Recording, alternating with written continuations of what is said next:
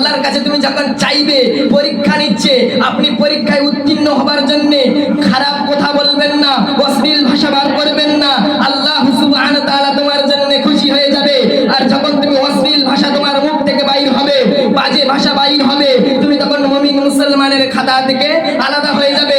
ওই জন্য করে অশ্লীল ভাষা থেকে ও জবান থেকে হেফাজত করতে হবে। মুমিন মুসলমান হতে গেলে আরো অনেক রকমের তফাৎ আছে। মুমিন মুসলমান হতে গেলে তাহাজ্জুদ পড়তে হবে, চাষ পড়তে হবে, আবাবিল পড়তে হবে, ইশরাক পড়তে হবে। তুমি কাবা শরীফে গেল, আরবে যান, আরবে যাওয়ার আগে তোমার মা যদি দুনিয়াতে বেঁচে থাকে, তুমি তোমার মায়ের কৈফিয়ত নিয়ে, তোমার মা কা পাঁও তেরে জান্নাত হে, বাপ জান্নাত কা দরওয়াজা হে। আজ বহু মুমিন মুসলমান মায়ের দেখে না, আজ 7 বার 8 বার 10 বার করে কাবা শরীফে হজ করে, ও হজ জীবনও গ্যারান্টিড নয়। মা কা পাঁও তেরে জান্নাত হে, মায়ের পায়ের তলায় তোমার জান্নাত রয়েছে, বাপ জান্নাত কা দরওয়াজা, বাপের জান্নাতের দরজা হলো বাপ। সালাম না করছে ইফতারের সময়, রব্বানা সালাম না করছে, হাওয়া উপরে খাচ্ছে, জীবনেও দোয়া কবুল হবে না। মা যদি না বলতে পারে, অন্তরে একটা দাগ কাটলে আল্লাহ সুবহানাহু ওয়া তাআলার আরো স্তব্ধ করে কেঁপে ওঠে। তাহলে কোন দেশি হাঁসের মতো ডিমের মতো চোখ হবে না, কোন পোল্ট্রি মুরগির ডিমের মতো চোখ হবে না। রাজা হাঁসের ডিম দেখেছেন এত বড় বড়, ওরকম চোখ আমরা বাইরে যাবে যে হে আল্লাহ এ কি জিনিস, আমি তো ওমরাই করতেই পারিনি, আমি শুধু মায়ের খেদমত করেছি। বলছে মায়ের সাথে আলহামদুলিল্লাহ আলহামদুলিল্লাহি নাহমাদুহু ওয়া নাস্তাঈনুহু ওয়া নাস্তাগফিরুহু ওয়া নু'মিনু বিহি ওয়া নাতাওয়াক্কালু আলাইহি ওয়া নাউযু বিল্লাহি মিন শুরুরি আনফুসিনা ওয়া মিন সাইয়্যাতি আমালিনা। সমস্ত প্রশংসা, সমস্ত তারিফ, সমস্ত গুণগান, সমস্ত গুণকীর্তন সেই মহান আল্লাহ রাব্বুল আলামিনের জন্য, যিনি আসমান, জমিন, গ্রহ, নক্ষত্র এমনকি তামাম পৃথিবীর মালিক। সেই আল্লাহ সুবহানাহু তাবারাক ওয়া তাআলার প্রতি শুকরিয়া জ্ঞাপন করে বলি আলহামদুলিল্লাহ।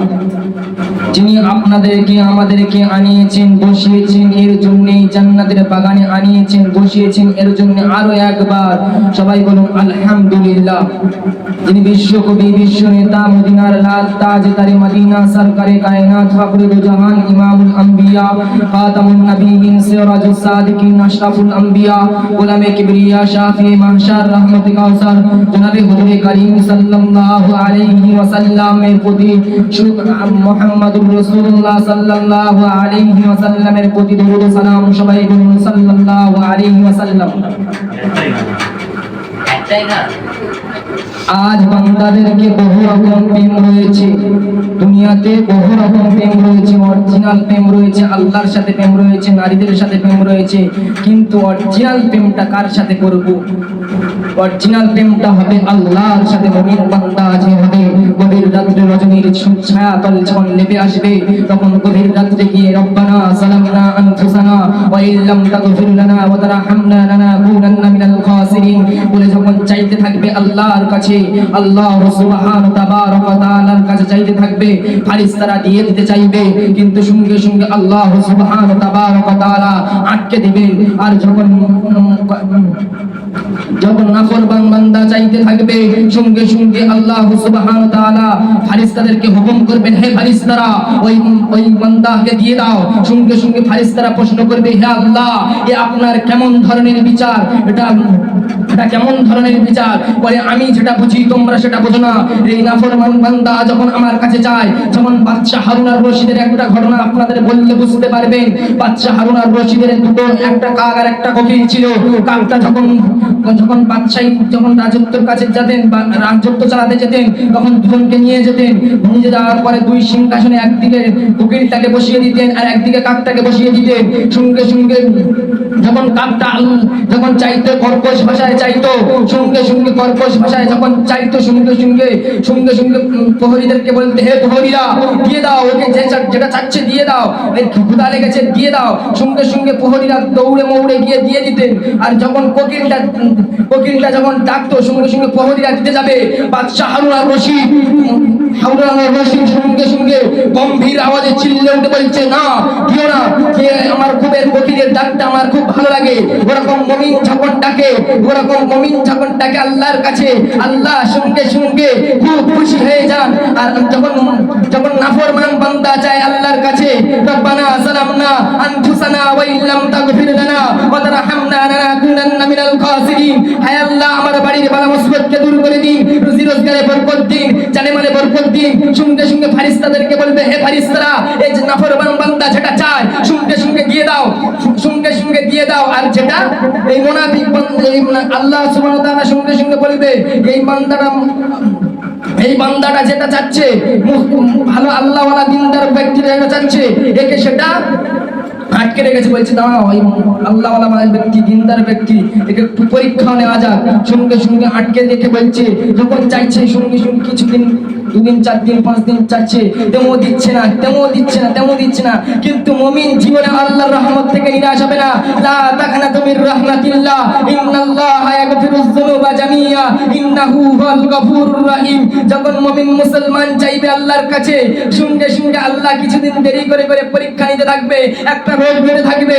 কিন্তু মুনাফিক যখন চাইবে, যখন গায়ের মুসলিম যখন চাইবে, সঙ্গে সঙ্গে সঙ্গে সঙ্গে সঙ্গে সঙ্গে ও যখন চাইবে, ও তখন পরীক্ষা নেবে না, ডাইরেক্ট বলবে দিয়ে দাও, দিয়ে দাও, এ যেটা চাই দিয়ে দাও,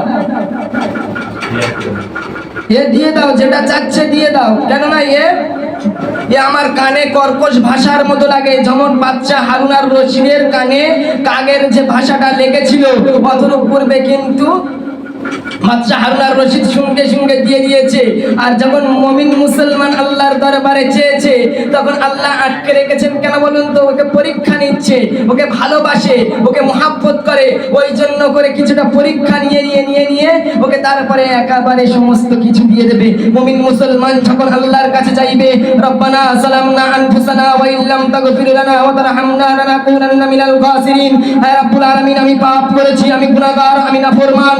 যখন আমার বিয়ে হচ্ছে না, যখন মুমিন মুসলমান চাইবে, সঙ্গে সঙ্গে তাকে দিতে চাইবে না। কিন্তু যখন মুনাফিক চাইবে, সঙ্গে সঙ্গে তাকে দিয়ে দিবে।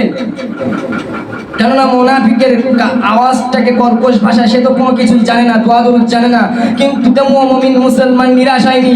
লা তাকনাতু মির রাহমাতিল্লাহ, ইন্নাল্লাহা ইয়াগফিরুয যুনুবা জামিয়া, ইন্নাহু হুয়াল গফুরুর রহিম। যদি কোনো ওই বান্দাটা, যদি মুমিন মুসলমানটা যদি নিরাশ হয়ে গিয়ে পীরের দরবারে গিয়ে সিজদা করে, ইন্নাশ শিরকা লা যুলমুন আযীম, শিরকের গুনাহ আল্লাহ সুবহানাহু ওয়া তাআলা ক্ষমা করেন না। শিরকের গুনাহ আল্লাহর সাথে যাকে শরীক করা হয়, আরো 2-3 খোদাকে মানা হয়, ওটার নাম শিরক। ওই শিরকটাকে যখন মানবে, তখন সঙ্গে সঙ্গে আল্লাহ রাগান্বিত হয়ে যাবে, লিল্লাহিল ওয়াহিদিল কাহার। তখন রাগান্বিত হয়ে কিয়ামতের দিন ধরবে, হে আমার মুমিন মুসলমান, তুমি তো খুব আল্লাহর কাছে চেয়েছিলে, আমার কাছে চেয়েছিলে, কিন্তু এখন তুমি পীরের দরবারে গিয়ে সিজদা করেছো, আমি তখন তোমার পরীক্ষা নিচ্ছি। কিন্তু ওই মুনাফিক বান্দাটার আমি যখন পরীক্ষা নিয়ে ডাইরেক্ট চেয়েছে, সঙ্গে সঙ্গে দিয়ে দিয়েছি। কেন? ও বান্দাটা আস্তে আস্তে আমার দরবারে সেটিং যখন হয়ে যাবে, সঙ্গে সঙ্গে আমার দরবারে যত সেটিং হয়ে যাবে, মহাব্বত যত হয়ে যাবে, আস্তে আস্তে আস্তে আস্তে ওকে একটা পরীক্ষা নিয়ে নেব। ফোকাস করে ছোট মতো একটা পরীক্ষা নেব, তারপরে আরো একটা পরীক্ষা নেব, তারপরে আরো একটা পরীক্ষা নেব। এরকম করতে করতে একটা বড় রোগ দেব, একটা বড় বালা মুসিবত দেব, বড় বালা মুসিবত দিয়ে দিয়ে দিয়ে দিয়ে তাকে একটা বড় পরীক্ষা নিয়ে নেব। সঙ্গে সঙ্গে পরীক্ষা যখন নিয়ে নেবে, তখন আল্লাহর একজন খাস ওলি আউলিয়া হয়ে যাবেন। কিন্তু যখন পরীক্ষাতে আপনি ফেল করবেন, যেমন একটা পরীক্ষা হয় রাবেদা সেন্টার কিংবা বহু জায়গায় বহু পরীক্ষা হয়, স্কুলে, ইউনিভার্সিটিতে বহু রকম পরীক্ষা হয়। বহু পরীক্ষার সময় কোনো মুমিন মুসলমান কিংবা কোনো নারী কিংবা পুরুষ কেউ গল্প করতে দেখেছেন? কেউ কারোর সাথে গল্প করবে না। যে যার কোশ্চেনের দিকে, যে যার এদের দিকে, সেই তার তাকিয়ে থাকবে। কেন? এই পরীক্ষার হলে যদি আমি গল্প করি, আমি ফেল করে যাব। আর যদি আমি যদি কিছুটা লিখে আমি পরীক্ষায় পাশ করার চান্স আছে। ওরকম আল্লাহর কাছে তুমি যখন চাইবে, পরীক্ষা নিচ্ছে, আপনি পরীক্ষায় উত্তীর্ণ হবার জন্য খারাপ কথা বলবেন না, অশ্লীল ভাষা বার করবেন না। আল্লাহ সুবহানাহু ওয়া তাআলা তোমার জন্য খুশি হয়ে যাবে। আর যখন তুমি অশ্লীল ভাষা তোমার মুখ থেকে বাইর হবে, বাজে ভাষা বাইর হবে, তুমি তখন মুমিন মুসলমানের খাতা থেকে আলাদা হয়ে যাবে। ওই জন্য করে অশ্লীল ভাষা থেকে ও জবান থেকে হেফাজত করতে হবে। মুমিন মুসলমান হতে গেলে আরো অনেক রকমের তফাৎ আছে। মুমিন মুসলমান হতে গেলে তাহাজ্জুদ পড়তে হবে, চাষ করতে হবে, আবাবিল পড়তে হবে, ইশরাক করতে হবে, সত্য কথা বলতে হবে, হালাল খানা খেতে হবে। আর যে মিথ্যাবাদী হবে, যে মিথ্যাবাদী, সে হালাল খানা খায় না, আল্লাহর কাছে যখন গিয়ে চাইছে নাফরমান বান্দা, সঙ্গে সঙ্গে আল্লাহ সঙ্গে সঙ্গে বলছে, হে আমার ফেরেশতারা দিয়ে দে, এ বান্দা যেটা চায় দিয়ে দে, কেননা এ আমার নাফরমান বান্দা। আর যখন মুমিন মুসলমান চায়, পরীক্ষা নিতে নিতে নিতে সে আল্লাহর একজন ওলি তৈরি হয়ে যায়, ওলি আল্লাহ তৈরি হয়ে যায়, গাউস কুতুব তৈরি হয়ে যায়, ওলি আল্লাহ তৈরি হয়ে যায়। মানে ওলি আল্লাহ কি করে হয়? এরকম গভীর রাত্রে রজনীতে তা চাইবেন, কিন্তু আল্লাহ যখন দেবেন তোমাকে পরীক্ষা নিতে থাকবে, তখন তুমি মনে করবে এটা আমার পরীক্ষা নিচ্ছে। তখন তুমি পরীক্ষাটাকে উত্তীর্ণ হয়ে যাবে। উত্তীর্ণ হয়ে যাওয়ার পরবর্তীতে আল্লাহ সুবহানাহু ওয়া তাআলার কাছে তুমি একজন ওলি আল্লাহ তৈরি হয়ে যাবে, গাউস কুতুব তৈরি হয়ে যাবে। আর যখন তুমি ওই নাফরমানদার মতো এখানে গিয়ে সিজদা করবে, ওখানে গিয়ে চাইবে, ওই মাজারে গিয়ে চাইবে, সমস্ত জায়গায় গিয়ে যখন তুমি চাইতে শুরু করবে, তখন আল্লাহ সুবহানাহু ওয়া তাআলার কাছে তুমি ওই নাফরমানদার সমান হয়ে যাবে, ওই কাকের সমান হয়ে যাবে। অশ্লীল ভাষা তোমার মুখ থেকে যখন বাইর হবে, তুমি তখন ওই কাকের সমান তৈরি হয়ে যাবে। ওই জন্য করে আজ মুমিন মুসলমানদেরকে জবানকে সর্বপ্রথম হেফাজত করতে হবে, তারপরে মুমিন মুসলমানদেরকে হাতকে হেফাজত করতে হবে, চোখকে হেফাজত করতে হবে, নিজের নাফসকে হেফাজত করতে হবে, পাকে হেফাজত করতে হবে, খারাপ পথ থেকে নিজেকে সরে আসতে হবে, সত্যের ডান্ডা হানিয়ে এগিয়ে চলতে হবে, ইসলামের হকের পতাকা উত্তোলন করতে হবে। এই মুমিন মুসলমান হতে চাও, আর যদি মুমিন মুসলমান না হয়ে যদি মুনাফিক হয়ে যাও, তাহলে তুমি মিথ্যের বাতিলের পতাকা নিয়ে আগিয়ে চলো। আগিয়ে চলতে হবে না, তোমাকে আগিয়ে চলতে হবে না। এমন সময় আসবে বাতিল দেবে যাবে, কিন্তু হকের ডান্ডা ইমানদাররা চাকিয়ে ধরবে। সে সময় তুমি কোথায় যাবে? মুমিন মুসলমান যখন হকের ডান্ডা চাকিয়ে ধরবে, তখন তুমি বাতিলের ডান্ডা নিয়ে কোথায় যাবে? মুমিন মুসলমান হতে গেলে অনেক রকমের তফাৎ শিখতে হবে, শুধু একটাই নয়, আরো অনেক রকমের তফাৎ আছে। সমস্ত কিছুকে বলতে গেলে ছোট ভাই বড় ভাইয়ের হক মারতে পারবে না, ছোট ভাই বড় ভাইয়ের অনেককে হক মারে, ছোট ভাই বড় ভাইয়ের হক মারতে পারবে না। আজ তোমার খানজায় কিছুটা একরাম করে একটা জায়গায় গিয়েছেন, প্রোগ্রামে গিয়েছেন, 10 পিস গোশ পড়েছে, আপনি 5 পিস মেরে দিয়েছেন। আগে ভাগে আপনি গিয়ে বসে রয়েছেন, বলছে বড় ভাই আমার পায়খানা পেয়েছে, আমি একটু ঘুরে আসি বলে ও পায়খানায় গিয়েছে, 5 পিস মেরে দিয়েছে, বলছে 5 পিস দিয়েছে ভাই, কিন্তু ওটা তুমি হারাম মাল খেলে। ওকে তুমি মুমিন মুসলমান বলে না। বড় পাঞ্জাবি পরলে মুমিন মুসলমান বলে না, বড় টুপি পরলে মুমিন মুসলমান বলে না, বড় একটা চশমা কৃত্রিম চশমা পরলে মুমিন মুসলমান বলে না। মুমিন মুসলমান হতে গেলে সত্য কথা বলতে হবে, হালাল খানা খেতে হবে। তোমার জন্য বিশ্বাস করে ওই খানজায় যেমন গোশটা দিয়েছে, আপনার উপরে বিশ্বাস করে দিয়েছে, বিশ্বাস করে ও বাথরুমে গিয়েছে, আপনি এদিকে 5 পিস গোশ মেরে দিয়েছে। একে আল্লাহর দরবারে কৈফিয়ত দিতে হবে। আল্লাহর দরবারে যখন কৈফিয়তে তুমি ধরা পড়ে যাবে, তখন মুমিন মুসলমান তুমি কোথায় যাবে? তুমি তো, আমি আজকে বলি মুমিন মুসলমান যদি কোনো কেউ ঈমানের দাওয়াত দিতে যায়, কোনো কিছু কলেমার দাওয়াত দিতে যায়, তুমি বলো আমার ঈমানকে পাকা রয়েছে। ঈমানকে পাকা থাকলে আর ওটা করতে পারবে না জীবনে, ওটা তোমার মনেই হবে না, তোমার কলবে আসবে না। চোখের জেনা করতে পারবে না। চোখের জেনা একটা রাস্তা থেকে নারী যাচ্ছে, শুনতে শুনতে তুমি বলছো ওহ বাবা কি সুন্দর মেয়ে যাচ্ছে, ওটা তোমার চোখে আসবে না। তোমার মুমিন মুসলমান যখন হবে, তোমার চোখ দুটো পুরো জমিনের নিচের দিকে থাকবে। তুমি কোন মেয়ে যাচ্ছে, কেমন পর্দা দিয়ে যাচ্ছে, তুমি ওদিকে তাকাতে তুমি পারবে না। তোমার চোখ দুটো পায়ের দিকে থাকবে, রাস্তার দিকে না, রাস্তার নিচের দিকে থাকবে। মুমিন মুসলমান যখন হবে, হক হালাল খানা যখন খাবে, সঙ্গে সঙ্গে তোমার মুখ থেকে মৃত্যুর সময় কলেমা জারি হবে। জোরে বলা গেল না সুবহানাল্লাহ। তাহলে কলেমা জারি হবে, মুমিন মুসলমান হতে গেলে কলেমা জারি হবে, কিংবা তাহাজ্জুদে গিয়ে চাইতে গেলে অনেক কিছু পার্থক্য আছে। আল্লাহর কাছে যখন চাইবে, কিন্তু অনেক কিছু হালাল খানা খেতে হবে, সত্য কথা বলতে হবে। এরকম করে অনেক কিছু আজ দুনিয়ার জমিন থেকে রয়েছে। আজ ছোট ভাই বড় ভাইয়ের টাকা দিচ্ছে না, আজ ছোট ভাই মরে গিয়েছে, বড় ভাই দুনিয়াতে বেঁচে রয়েছে। বড় ভাই আল্লাহর ওলি 10 বার হজ করেছে কাবা শরীফে, কিন্তু কাবা শরীফে হজ করার আগে বলছে আমি পাক্কা মুসলমান। বড় বীর আব্দুল কাদের জিলানীর মতো বড় পাঞ্জাবি পরেছে, বড় টুপি পরেছে, বেরেলি পাঞ্জাবি, বেরেলি টুপি, বড় বহু কৃত্রিম চশমা পরেছে, পরে আজ ঈমানের দাওয়াত দিচ্ছে, কলেমার দাওয়াত দিচ্ছে। ওর থেকে জীবনে তোমার আসর পড়বে না মানুষের উপরে। তুমি যারা উলু বনে মুক্ত ছড়ালে, মুক্তর কোনো কাজে আসে না। উলু বনে মুক্তকে ফুঁকে নেওয়া যায় না, ওরকম অতরূপ করবে। তুমি যত গায়ের মুসলিমদের দাওয়াত দাও না কেন, যত তুমি ঈমানের দাওয়াত দাও না কেন, হক কথা বলো না কেন, কিন্তু তোমার আগে তোমার ভাইয়ের হকটাকে আগে পূরণ করতে হবে। যেমন তোমার ছোট ভাই যদি মারা যায় ছোটবেলায়, একটা ছেলে রয়েছে, সে ইন্তেকাল করেছে, ইন্তেকাল করার পরবর্তীতে আপনি 2-3 বার হজ করেছেন, ছোট ভাইয়ের জায়গা বিক্রি করে হজ করে ফেলেছেন। হজ যখন করে ফেলেছেন, আল্লাহর কাছে চাচ্ছেন, তাহলে আল্লাহ কি দেবে? কেন আগে তোমার হজের আগে তোমার এটাই পূরণ করতে হবে। তোমার ছোট ভাইয়ের জায়গাটাকে তোমার ওই ভাইপোর নামে বুঝিয়ে পাড়িয়ে দিয়ে যেতে হবে, তারপরে তুমি কাবা শরীফে গেল, আরবে যান। আরবে যাওয়ার আগে তোমার মা যদি দুনিয়াতে বেঁচে থাকে, তুমি তোমার মায়ের কৈফিয়ত নিয়ে তোমার মা কা পাঁও তেলে জান্নাত হে, বাপ জান্নাত কা দরওয়াজা হে। আজ বহু মুমিন মুসলমান মায়ের দেখে না, আজ 7 বার 8 বার 10 বার করে কাবা শরীফে হজ করে, ও হজ জীবনও গ্যারান্টিড নয়। মা কা পাঁও তেলে জান্নাত হে, মায়ের পায়ের তলায় তোমার জান্নাত রয়েছে। বাপ জান্নাত কা দরওয়াজা, বাপের জান্নাতের দরজা হলো বাপ। याद रखो के नसीहत है, याद रखो ये नसीहत का फर्ज माँ बाप की दुआ है, ना करो उनको तुम कभी ना खुश, उनकी कदमों के नीचे जन्नत है, उनार पाয়ের তলায় তোমার জান্নাত। তুমি আরবে তোমার যেতে লাগবে না, তুমি মায়ের খেদমত করো। ইমানদার যদি হও, মুমিন মুসলমান যদি হও, তাহাজ্জুদের নামাজ পড়ে এসে আল্লাহর কাছে কৈফিয়ত করে তুমি এসে মায়ের কাছে মায়ের সেবা যত্ন করো। এক সাহাবী আল্লাহর নবীর জামানায় এক সাহাবী গিয়ে ছোট্ট মতো শিশু সাহাবী গিয়েছে আল্লাহর কাছে, আল্লাহর নবীর কাছে গিয়ে বলছে, ইয়া রাসূলুল্লাহ, ইয়া হাবিবাল্লাহ, আমি যুদ্ধের ময়দানে যেতে চাই। সঙ্গে সঙ্গে আল্লাহর নবী বললেন, এ আমার সাহাবী, তোমার কি মা বেঁচে আছে? বলছেন না। বলছে, তোমার আব্বুজি বেঁচে আছে? বলছেন না। তখন জিজ্ঞেস করছে, আব্বুজি বেঁচে নাই, আম্মুজি বেঁচে নাই? বলছে, তুমি কার কাছে বড় হয়েছো?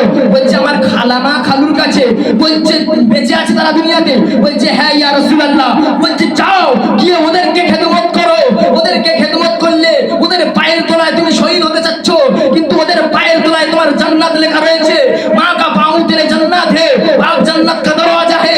আজ বহু মাকে বৃদ্ধাশ্রমে দিয়ে আসি, আজ বহু মাকে বৃদ্ধাশ্রমে দিয়ে আসি। এখানে জায়গা হয় না, ঘরে জায়গা হয় না, বৃদ্ধাশ্রমে জায়গা হয়।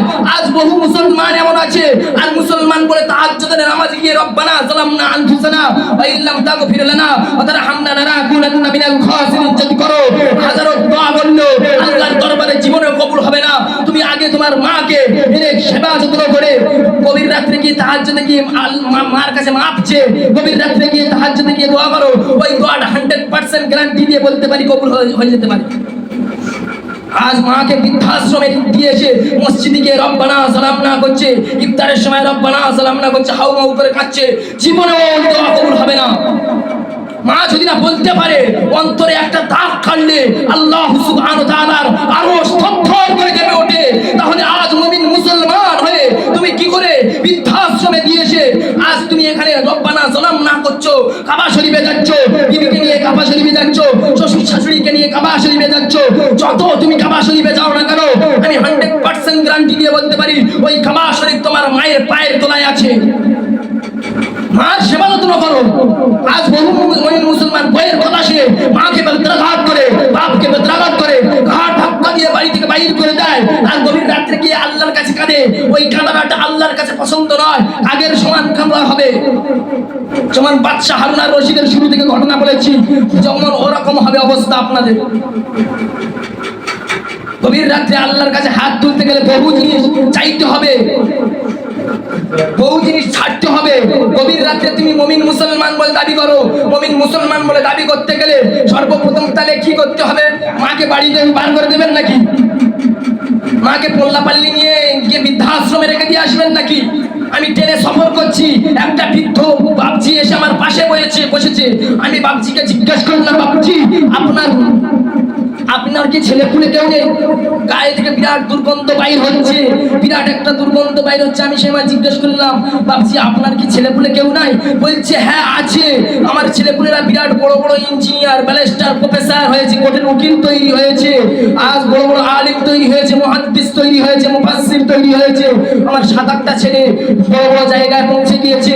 আমি বিরাট কষ্ট করে করে তাদেরকে লেখাপড়া শিখিয়েছি। আমার সাথে কথা বলতে বলতে হাউ মাউ করে কেঁদে ফেলেছে। আর ছেলেমেয়ে ঘরে গিয়ে দেখছে সব ছেলেপুলে বউ চলে গিয়েছে।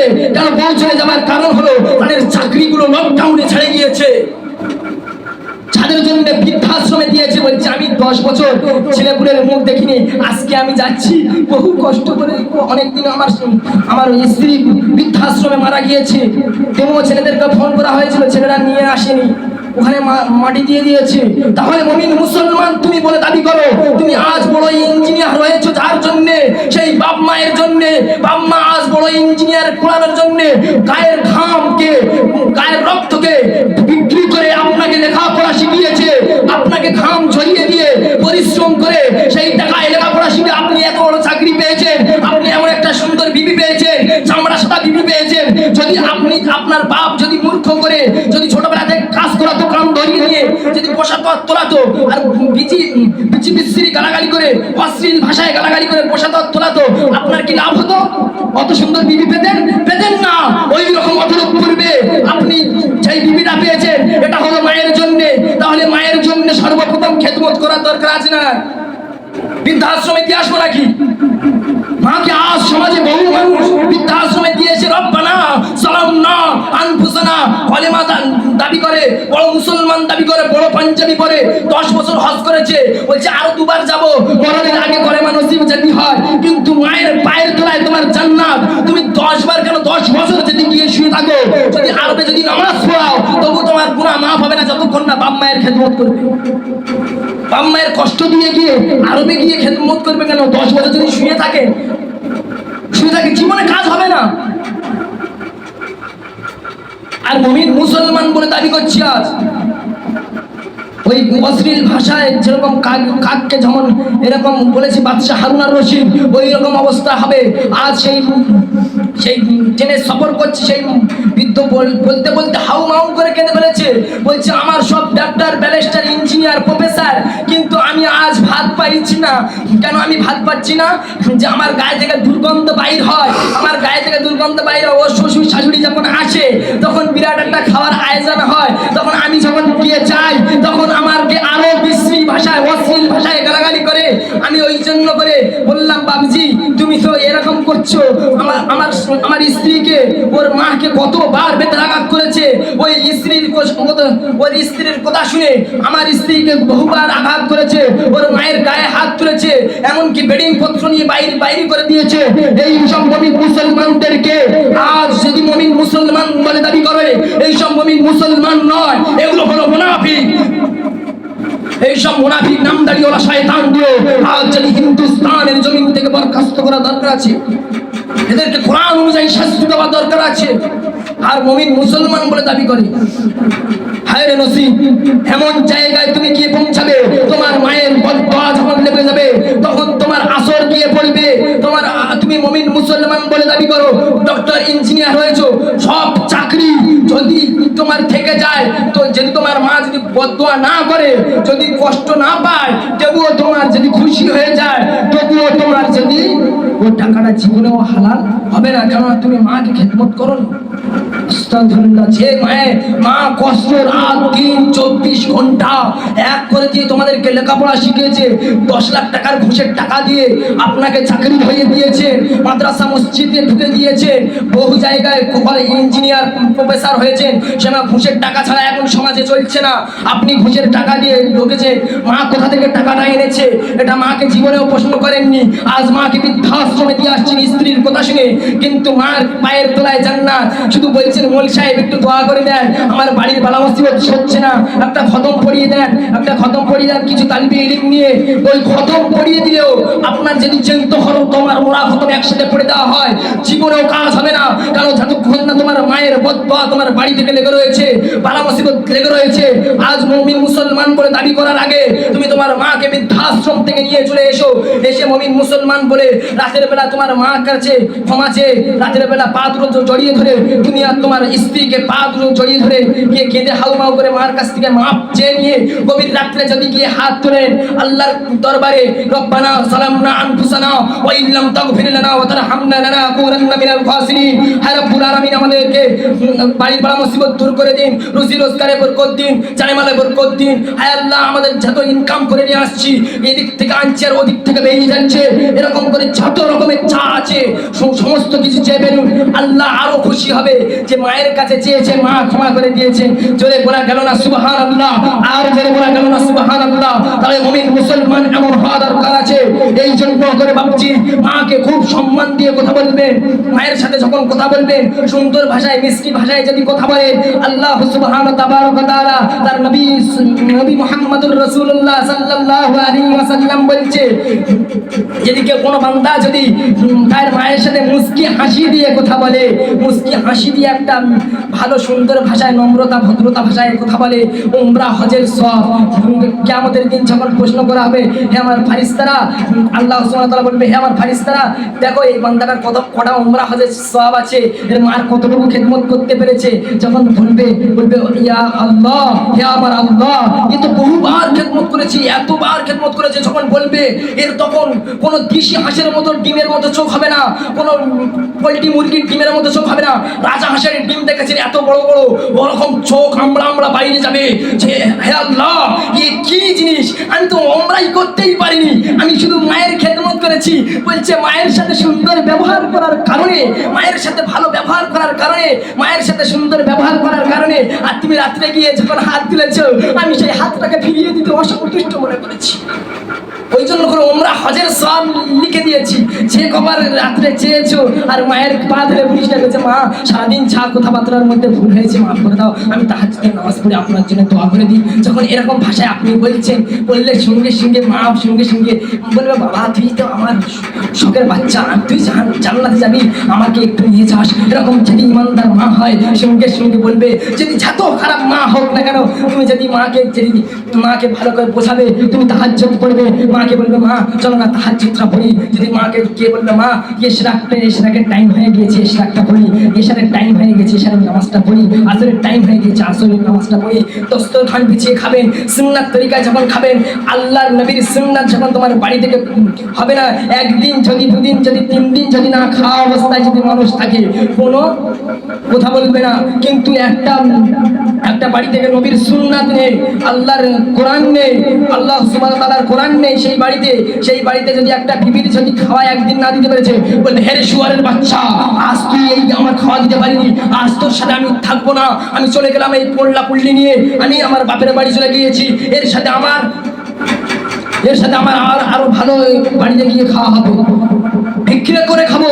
মেয়েটা সঙ্গে সঙ্গে, তোমার স্ত্রীটা সঙ্গে সঙ্গে বলবে যে ভিক্ষে করে খাবো, তোমার এই 3 দিন না খাওয়া অবস্থায় রয়েছি। যদি সুন্নাতটা কায়েম হয়ে যায়, যদি সুন্নাতটা হয়ে যায়, সঙ্গে সঙ্গে তুমি বলে ফেলবে যে 3 দিন খাওয়া হয়নি, তা কি আছে, তুমি চলো না গিয়ে আল্লাহর কাছে একটু দোয়া করি, লা তাখনাতু মির রাহমাতিল্লাহ, ইন্নাল্লাহা ইয়াগফিরুয যুনুবা জামিআ, ইন্নাহু হুল গফুরুর রহিম। যখন আল্লাহর কাছে এরকম দোয়া করবে না, আল্লাহ খুশিতে বাগবাগ হবে যে 3 দিন খাওয়া হয়নি, তবু এই বান্দা আমার দরবার থেকে নিরাশ হয়নি, কত সুন্দর মুমিন মুসলমান। তখন আল্লাহ সুবহানাহু ওয়া তাআলা বলবে, হে আমার ফারিস্তারা, যা আছে একে দিয়ে দে 3 দিন খাওয়া হয়নি, তবু আমার দরবারে হাত তুলেছে, তবু নিরাশ হয়নি, কোনো মাজারে গিয়ে মাথা ঠকেনি, কোনো জায়গায় গিয়ে মাথা ঠকেনি, বাপ মাকে খেদমত করে দিয়ে এসে আমার দরবারে এসে বাপ মা বা আব্বুজি আম্মুজি সবাই মিলে, ওনার স্ত্রী মিলে, স্বামী মিলে, সবাই মিলে আমার দরবারে হাত তুলেছে। আমি খুশিতে বাগবাগ হয়ে গিয়েছি। যে বাড়ি থেকে আবার একটা ফ্যাসিলিটি রয়েছে, আল্লাহর নবীর এক হাদিসে রয়েছে, যদি যে বাড়িতে স্বামী আর স্ত্রী দুজনে যদি কোরআন শিখনেওয়ালা হয়, জাননেওয়ালা হয়, সঙ্গে সঙ্গে সে বাড়ি থেকে ঝগড়া আল্লাহর রহমত সেই বাড়ি থেকে পড়তে থাকে, তাহলে আল্লাহর রহমত যখন পড়বে তোমার বাড়ি থেকে, আল্লাহর রহমত যখন তোমার বাড়িতে হবে, তখন তোমার বাড়ি উজ্জ্বল নক্ষত্রের মতো হয়ে যাবে। তাহলে এই থেকে আমরা বহু জিনিস শিখতে পারলাম, যে গভীর রাত্রে হাত তোলার আগে আমরা এইগুলো শিখতে পারলাম। গভীর রাত্রে যখন হাত তুলবো, তখন হাত শুধু তুললে হবে না, পিতা মাতাকেও খেদমত করতে হবে, মায়ের সাথে ভালো ব্যবহার করতে হবে, ছেলে মেয়েদের সাথে ভালো ব্যবহার করতে হবে, হালাল খানা খেতে হবে, সত্য কথা বলতে হবে, এরকম অনেক ইত্যাদি ইত্যাদি কথা হয়েছে। এর থেকে আমাকে সর্বপ্রথম আমলিয়াত করার তৌফিক দান করুক, আর আপনাদেরও করার তৌফিক দান করুক। ওয়া আখিরি দাওয়ানা আলহামদুলিল্লাহি রাব্বিল আলামিন।